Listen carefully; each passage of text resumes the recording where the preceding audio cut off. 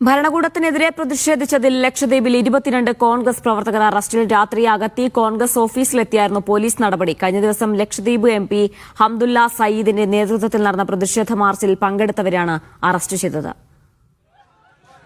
മുഹമ്മദ് സ്വാലിഹുണ്ട്. സ്വാലിഹ്, കൂടുതൽ വിശദാംശങ്ങൾ എന്തൊക്കെയാണ്? ലക്ഷദ്വീപിൽ അഗത്തിയിൽ ഭരണകൂടത്തിനെതിരെ പ്രതിഷേധിച്ചവരെയാണ് നിലവിൽ അറസ്റ്റ് ചെയ്യുന്നത് പോലീസ്. നേരത്തെ ഹംദുല്ല സയീദിനടക്കം ഈ മാർച്ചിൽ ഡെപ്യൂട്ടി കളക്ടറുടെ ഓഫീസിലേക്ക് നടത്തിയ മാർച്ചിൽ പരിക്കേറ്റിരുന്നു പോലീസ് മർദ്ദനത്തിൽ. ഇതിനെ തുടർന്നാണ് ഈ പ്രതിഷേധത്തെ തുടർന്നാണ് പോലീസ് കേസെടുത്തത്. ഈ കേസിൽ ഒന്നാം പ്രതി കോൺഗ്രസുകാരനായ MP ഹംദുല്ല സയീദാണ്. ഇദ്ദേഹം നിലവിൽ ദ്വീപിലില്ല. ഇദ്ദേഹത്തെ അറസ്റ്റ് ചെയ്തിട്ടില്ല. മറ്റ് പ്രതികളെയാണ്, അതായത് ഈ പ്രതിഷേധത്തിൽ പങ്കെടുത്ത മറ്റ് 22 പേരെയാണ് പോലീസ് നിലവിൽ അറസ്റ്റ് ചെയ്തിരിക്കുന്നത്. രാത്രി അഗത്തി കോൺഗ്രസ് ഓഫീസിലെത്തിയായിരുന്നു ഈ അറസ്റ്റ്.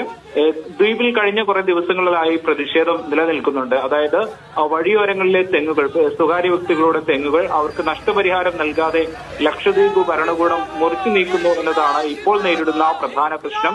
എന്തായാലും നിലവിൽ ഇരു പാർട്ടികളും NCPയും കോൺഗ്രസുമാണ് ദ്വീപിലെ പ്രധാനപ്പെട്ട 2 പാർട്ടികൾ. ഇരു പാർട്ടികളും ഈ സർക്കാർ ഭരണകൂട നീക്കത്തിൽ ഭരണകൂടത്തിനെതിരെ പ്രതിഷേധിക്കുകയാണ്. ജിന. ശരി, മുഹമ്മദ് സ്വാലിഹാണ് വിവരങ്ങൾ നൽകിയത് കൊച്ചിയിൽ നിന്നും.